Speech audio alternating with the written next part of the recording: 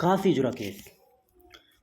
काशीनाथ बाबू ने एक बड़ी रकम काशीजुरा के जमींदार सुंदर नारायण को उधार दी थी, लेकिन बहुत दिनों तक सुंदर नारायण के द्वारा वह रकम नहीं लौटाई गई, जिससे नाराज होकर उसने सरकार से रकम वसूलने के लिए मदद मांगी, लेकिन वह असफल रहा।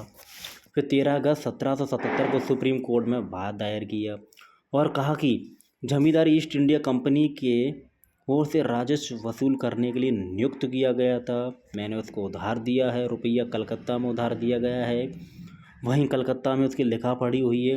सुप्रीम कोर्ट के इस मामले को परीक्षण करने का क्षेत्रीय अधिकार सुप्रीम कोर्ट के पास है। सुप्रीम कोर्ट ने विचार दिया। राजा कंपनी की ओर से मालगुजारी वसूली कार्य करता था। वह कंपनी का अप्रत्यक्ष कर्मचारी था। कंपनी के सभी कर्मचारी उसके अधिकार क्षेत्र में आते हैं। राजा अपने अधिकार क्षेत्र में सुप्रीम कोर्ट ने राजा को अपने अधिकार क्षेत्र में माना। तो राजा को गिरफ्तार करने के लिए दूसरा आदेश जारी किया और राजा व उसके कुछ कर्मचारियों को गिरफ्तार कर लिया गया और सेना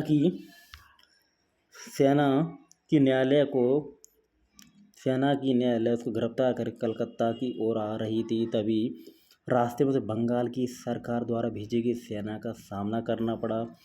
चूँकि बंगाल सरकार ने सेना राजा को छुड़ाने के लिए भेजी थी, राजा के विरुद्ध बल प्रयोग को रोक देने के लिए सेना भेजी गई थी। आगे काशीनाथ बाबू ने गवर्नर जनरल व उस काउंसिल के सदस्यों के विरुद्ध उसकी भूमि पर अनाधिकृत प्रवेश करने को लेकर केस दायर कर दिया। वे सभी न्यायालय में उपस्थित थे। जैसे ही उन्हें पता चला कि यह केस उनके ऊपर उनके द्वारा किए गए कार्य जो उन्होंने सरकारी क्षमता में किए थे के लिए चलाया जा रहा है, तो उन्होंने वकील के माध्यम से न्यायालय ने अपनी उपस्थिति वापस लेने की घोषणा कर दी।